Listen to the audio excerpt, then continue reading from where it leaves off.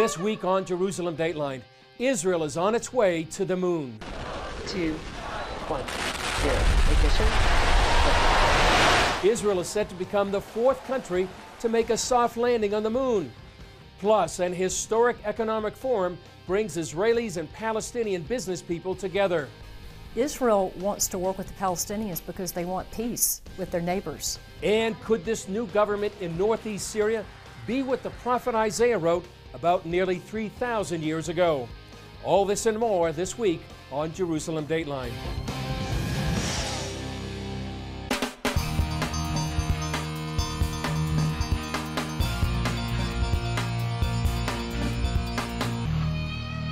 Hello and welcome to this edition of Jerusalem Dateline. I'm Chris Mitchell. Israel entered the space race when an Israeli company, SpaceIL, sent the first ever private spacecraft to land on the moon. The spacecraft is called Bereshit, a reference to the words "in the beginning" from Genesis. While only about the size of a washing machine, its mission is out of this world. After launching from Cape Canaveral, the plan will include several lunar orbits before making a soft landing on the moon's surface. Actually, the spacecraft will be assembled on the launcher, and here in Israel, the control room and the teams are at the last stage of readiness for the launch. The 40-day voyage culminates with a landing scheduled for April 11th. It will then send back video and high-resolution pictures and perform experiments. The mission has two goals. One is called the Apollo effect, hoping to inspire the next generation. We want the Israeli kids and the Israeli youth, we want to encourage them to learn STEM subjects, science, technology, engineering, and mathematics, and we hope that the mission will create the effect and encourage them. The second goal is to promote the space industry here in Israel. I think we got it. One of the goals is already achieved. And Tebby says SpaceIL wants to show a small country with a small budget can join the prestigious moon landing club of the U.S., Russia, and China. Israeli President Reuven Rivlin calls the venture Zionism at its finest. The spacecraft is also bringing a time capsule, including a miniature copy of the Bible, along with Israeli national symbols, including the saying, Am Israel Hai, the people of Israel live. As Prime Minister Netanyahu said, the launch of SpaceIL is an exciting first for the Jewish state. But here on Earth, the Jewish people are facing a resurgence in anti-Semitism that Netanyahu said parallels Israel's success. CBN News has been following and reporting on the growing trend of anti-Semitism across Europe. Lately, French protesters spoke out against what's happening in Jewish communities there.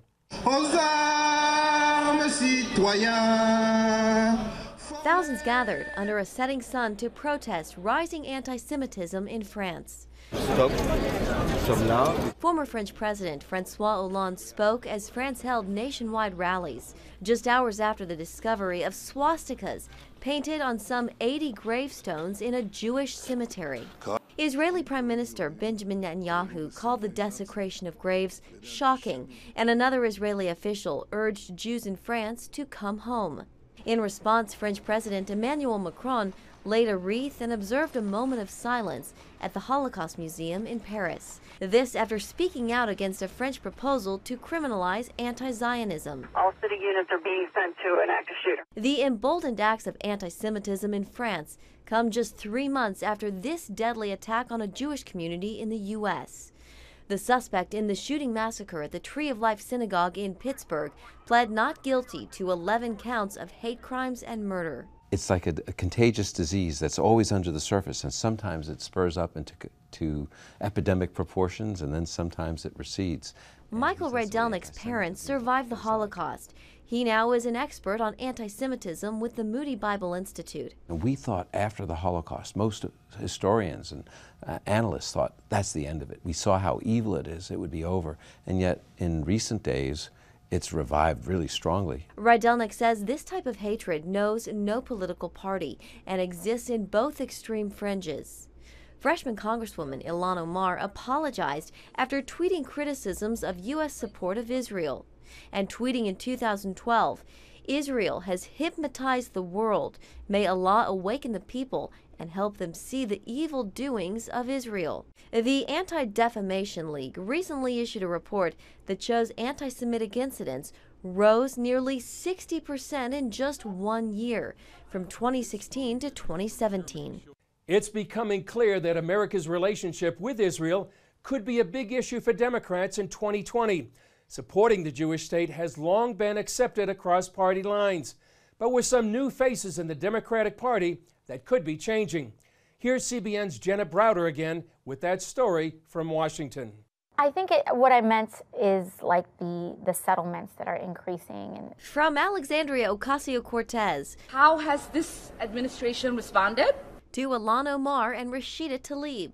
Younger Democrats coming into Congress are speaking out against Israel and in some cases being called anti-Semitic. Omar was just forced to apologize for this tweet, suggesting AIPAC, the pro-Israel lobbying group, bought the support of her colleagues. It's all causing a big headache for Democratic leadership and the party's 2020 hopefuls, who will have to take up the issue on the debate stage. Absolutely. I think Republicans will make sure it's an issue. I think Jewish Democrats will make sure it's an issue. A.B. Stoddard with Real Clear Politics says this could create a big opening for Republicans, and Democrats know that. They're very concerned about the direction of the party, support for the BDS movement, any kind of skepticism of Netanyahu is one thing, but to go beyond that and to question the unbreakable bond, I think, is really going to cause a lot of strife within the party. As well as potential issues with their own voters. A 2018 Pew Research poll found just 27% of Democrats sympathize with Israel, down from 38% in 2001. And younger voters are dramatically less supportive than older voters. I think that it's a big internal struggle that they don't want to make too public. They don't want to have the debate be out in the open, but they're working behind the scenes very aggressively to try to make it clear to people that we stand with Israel. A group of prominent Democrats has formed a pro-Israel group to counter any skepticism, but that may not be enough, and in 2020, but President Trump, when he runs next year, he's not going to do nuance. He's going to hammer them over this in simplistic terms that will make it very complicated for the Democratic nominee. Instead of talking about other ideas, Democrats may have to defend and explain themselves on an issue few of them want to address. In Washington, Jenna Browder, CBN News. Coming up, Israelis and Palestinian business people got together and made history. They want to be able to feed their children. They want their children to have great education. They want prosperity.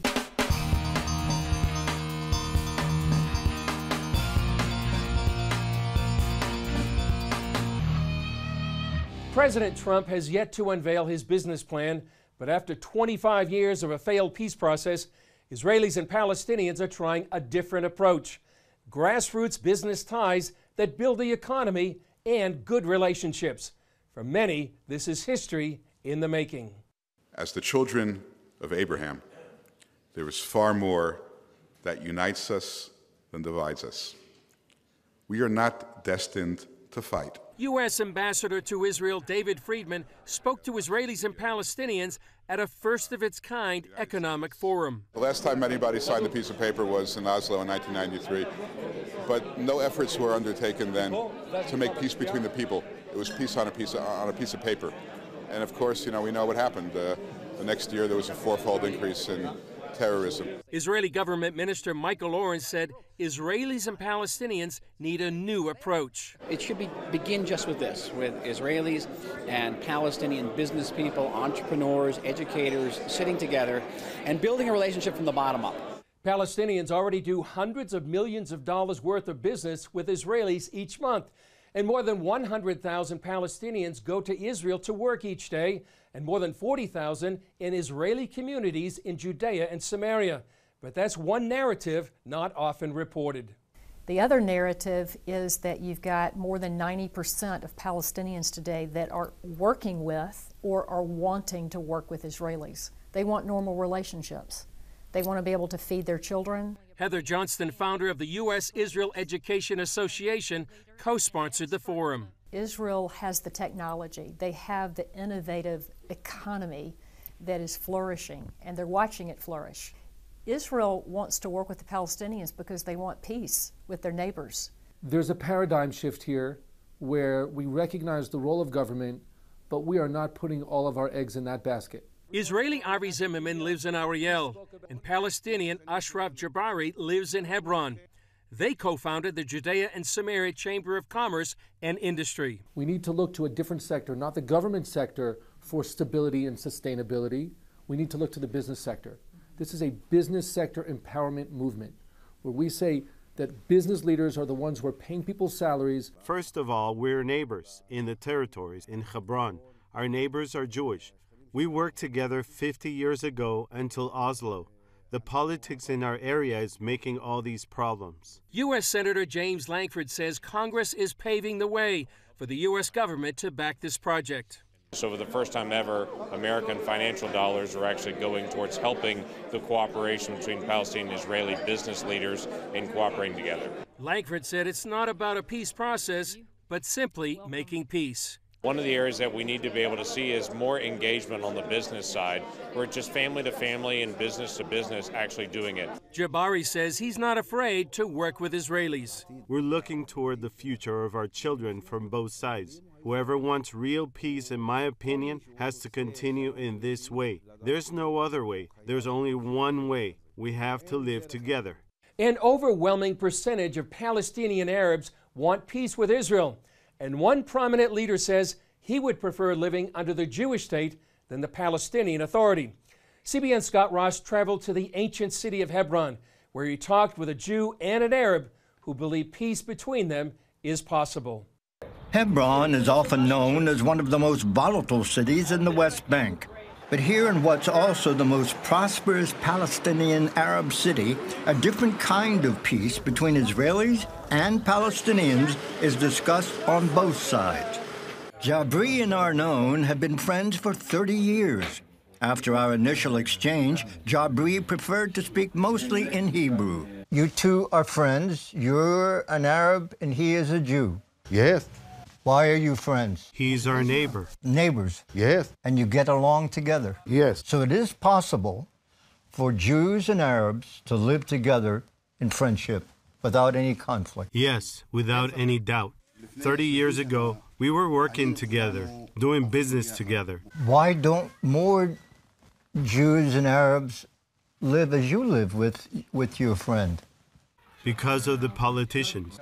More than 25 years ago, Israel opened the door for Yasser Arafat and the Palestinian Liberation Organization, or PLO, from Tunis by recognizing them as the sole representative of the Palestinian people in negotiations. Arafat and then Israeli Prime Minister Yitzhak Rabin signed the Oslo Accords on the White House lawn in 1993. Creating the Palestinian Authority out of the PLO to govern the Palestinians. The aim? To end the Israeli-Palestinian conflict and eventually establish a Palestinian state in biblical Judea, Samaria, and Gaza. Jabri says it hasn't worked. PLO. The PLO signed the Oslo agreements 25 years ago. Until today, we didn't reach peace. It's the opposite. We started with a very big problem. In the Oslo Accord, the Israeli government had brought the PLO to control the local population. And they said, you bring those people, the corrupted and the terrorists, to control us. Why? I feel ashamed about it. We disappointed them, we betrayed them. What did the PLO think of you? I don't care what the PLO thinks about me. What's important for me is how we can all live together in this area, in the state of Israel. If we follow their way, we won't have peace even in the next 50 years. And he says there has to be another way. How will we live together? Under the government of Israel. In the end, this is the only solution. Even though Jabri says the masses want to change, saying so would get them in trouble with the Palestinian Authority. Have your enemies threatened you? We're not afraid of anyone. We speak from our hearts. We speak the truth. Do you have hope for the future, for peace in the land? Of course, there's hope, but we have to continue in the way of real peace from both sides. The problem between us is a political problem. Jabri, who is a businessman, and other Palestinian and Israeli businessmen have ideas about how to make person-to-person relations work, and they want the world to help. Scott Ross for CBN in Hebron. Up next, could a budding democracy in northeast Syria bring the fulfillment of prophecy?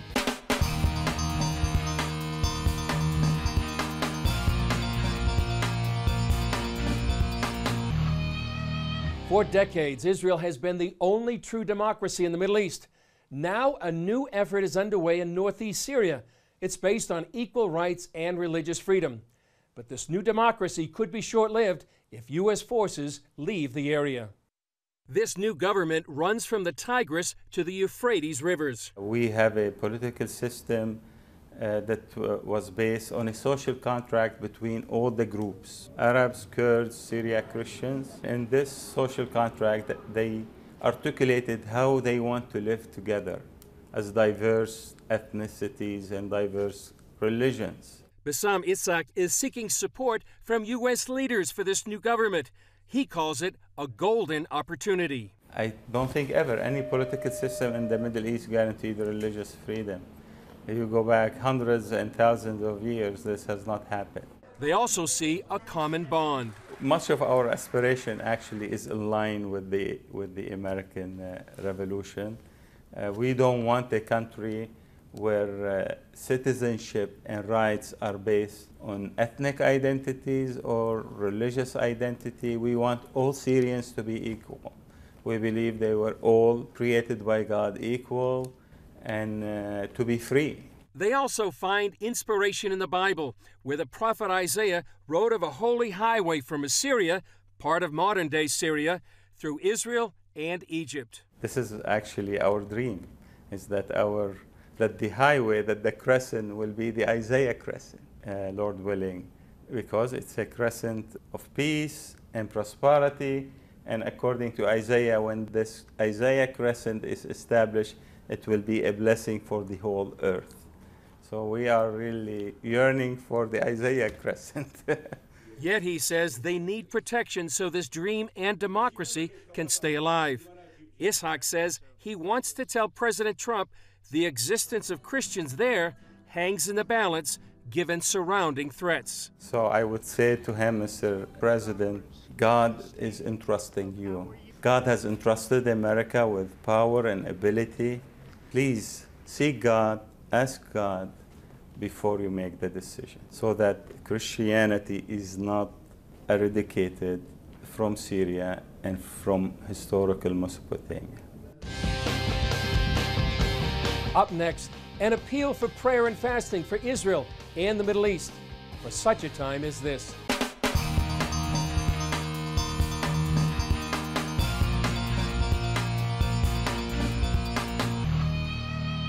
Many people became deeply concerned when President Trump announced the U.S. would pull troops out of northeast Syria. Since then, the White House has decided to leave 200 peacekeepers behind. Still, a major prayer ministry here in Jerusalem is issuing a call to prayer and fasting for Christians in the area, for a new democracy in northeast Syria to flourish, and for Israel to be protected from its enemies. Here's some of that call to prayer and fasting. Hello, this is Rick Ridings from Sukkot Hallel 24/7 House of Prayer in Jerusalem overlooking the Temple Mount. There's some urgent developments here in the Middle East that are so important that we believe decisions will be made in these next 2 months that could affect the destiny, the fate of millions of people in this region, and even the future of Israel. These decisions are so important that we're calling for a united time of prayer and fasting in the style of Queen Esther. We would like to ask for this to begin on Friday, March 1st. We ask you to pray in 3 areas. The first of these is for northeast Syria. An amazing development has happened there, and a democracy has emerged that is representing all the peoples. It's even encouraging the participation of women. It is very committed to the protection of the Christians and of the Kurdish people of that region, that there be no genocide. A second area of prayer, when President Trump announced the decision to pull out troops from northeast Syria, immediately 3 of those countries from which I saw highways, Turkey, Russia, and Iran, put their focus on northeast Syria. Iran would like to build a land bridge that could even allow them to come against Israel. All 3 of these nations have the potential, if they are in complete control in that area, to allow a genocide of the Christians and of the Kurds of that area. Thirdly, here in Israel, we are having elections on April 9th. President Trump has announced that they would postpone the announcement of their peace plan for the Middle East until after these elections. This gives us a little more time to pray. And we would encourage you to pray and believe together with us that any kind of evil counsel that would seek to divide up the land of Israel, that would bring judgment according to Joel chapter 3, would be thwarted. We believe that God is absolutely sovereignly in control, as in the days of Esther. But he uses us. And so we encourage you to pray in whatever way, pray and to fast in whatever ways the Lord may lead to during 3 days starting on March 1st. Agree with us for God's purposes to prevail for northeast Syria, for Israel, for this region, so that the kingdom of God may progress and go forward, and that the people may be protected sovereignly, even as they were in the time of Esther. Please join in this call if you can to fast and pray for God's purposes here in Israel and throughout the Middle East. The stakes are very high. And if you do fast, please check with your doctor if necessary. Well, that's all for this edition. Thanks for joining us. Remember, you can follow us on Facebook, Twitter, Instagram, and YouTube. I'm Chris Mitchell. We'll see you next time on Jerusalem Dateline.